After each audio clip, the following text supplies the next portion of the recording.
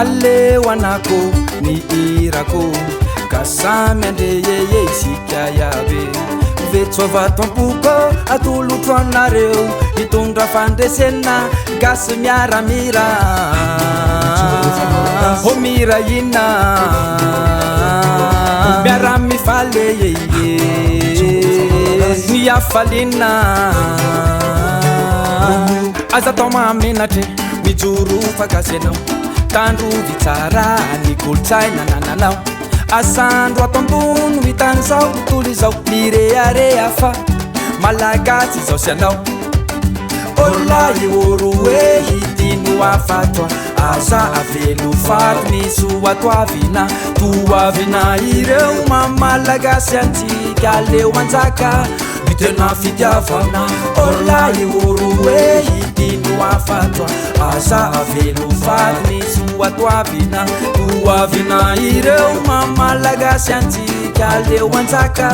mitena fitiavana tentana nandomba iarake adonozy tsy namfanarake iaranamboatra ze simba teo teneo ny akamasiny avanao anavaoana tsara ny tantsika gasikara malalatsika tonga amin'ny tanjona ota vita alaviro zay tsy nety andahoare ifanarake yeye iaranove iaranangane ititany mambitsikane yeye olona ioro hoe hitino afatoa aza avelo fato ny soatoavina toavina ireo mamalagasy antsika leo anjaka mitena fitiavana olona ioro hoe hitino afatoa aza avelo fato ny soatoavina toavina ireo mamalagasy antsika leo anjaka mitena fitiavana